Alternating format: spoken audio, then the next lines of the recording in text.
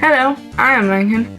The Nintendo Direct was a few days ago, and that was pretty good. They started out with a Mario and Luigi, not a remake, a new game for the Mario and Luigi series, which was a really big surprise. Now, if you asked me about this a few months ago, then I probably wouldn't be interested. But you have to understand, a while back, they added Superstar Saga to the Game Boy Advance library for Nintendo Switch.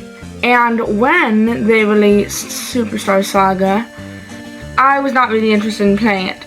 But a few months ago, I was interested in playing it, so I played it. And oh my god, my neck looks long in this shirt. Like, seriously, can you guys see that? Oh yeah, this game is amazing. Like, really. And I just like to talk about it and review my thoughts on it. Warning, there will be spoilers. The game opens up at Peach's castle, where you hear that the Goodwill Ambassador from the Bean Kingdom would be visiting. Turns out that's not the Goodwill Ambassador, and that is Cackletta, which is the main villain of this game. She steals Princess Peach's voice, which is a pretty random thing to do at this point in the story, and she flies off. So then Mario and Luigi head to Peach's castle to try and stop him. When they arrive, they find that Bowser is there now. They learn that Princess Peach's voice has been stolen, so they go to travel to the Bean Kingdom to restore it. So they all got in this ship called the Koopa Cruiser. On their way to the Bean Kingdom, they get stopped by this guy. And they all fall to the ground. So then they have to go do this mandatory mini game, which sounds like it's annoying in most games, but for this game it's actually quite important because of the combat system.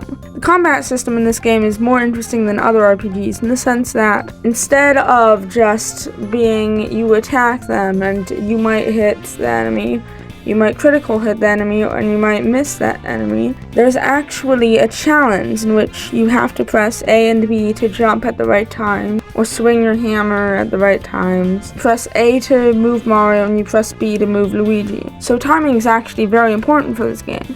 And this mini game where you have to jump over this rope really helps you get used to the timing in the game. Anyways, a little bit later, they're on top of a mountain. Yeah, this game is weird, how you can, like, be on flat ground, and then immediately be on top of a mountain with no major story progressions in between. In most other games, the entirety of Celeste happens in between there. So anyway, they're on top of the mountain, and they have to fight this dragon creature. After defeating him, he transforms into the wonderful and magnificent Prince Peasley. Prince Peasley has to be my favorite character throughout the entire game. Prince Peasley guides them to the castle, where they eventually find Queen Bean has been turned into a monster, or just very muscular version of herself.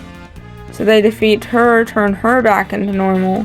A ton of unimportant stuff happens. They go to college, where they kill Cackletta. They go to an airport where they discover that Peach is completely okay, and the person who lost their voice was a Birdo disguised as Peach. Meanwhile, Bowser fuses with Cackletta and breaks the Bean Star, which is your very generic special item, which grants like a wish or powers to whoever awakens it. I don't really even remember that part. It's really just a very generic item. And they needed Peach's voice to awaken it. But now it's broken because of Mario and Luigi, and it's split into 5 parts that you need to collect throughout the rest of the game, which is pretty generic, but you know what? It works for an RPG.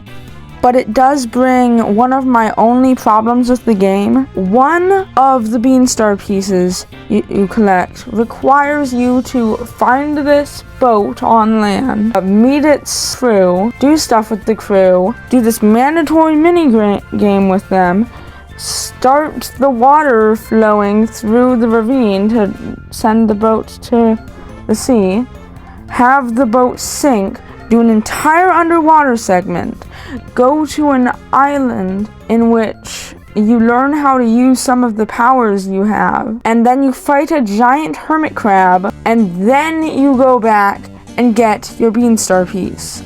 And so, that's a very long and interesting chain of events. What happens to the second one? You do a single mandatory minigame that takes at most 2 minutes of dyeing clothes. And then you get your Beanstar piece. I think the problem here is obvious. Anyways, Bowletta kidnaps Princess Peach and the completed Beanstar, and then goes to Bowser's castle. Prince Peasley follows them to Bowser's castle, and Queen Bean instructs Mario and Luigi to do the same. The first segment of Bowser's castle is a Koopaling boss rush, which I do not like. I think that's a lazy way of ending the game, and I hope none of the future games do it. Foreshadowing. The next segment is a Fawful boss fight. The boss fight is long and kind of tedious. At the end of the boss fight, Prince Peasley shows up and throws him out of the castle. I hope I never have to deal with that again. Foreshadowing. Then the final boss happens against Bowletta. The first phase is just about an average boss fight, but then he swallows Mario and Luigi for the second phase. In the second phase, you're specifically fighting Cackleta's soul, and then you defeat Cackleta's soul and cure Bowser. Then everybody goes home. The ending was very weird. Like, in what other Mario game could the game end with a boss fight against a bean's soul inside of Bowser's stomach? Foreshadowing. 9 out of 10.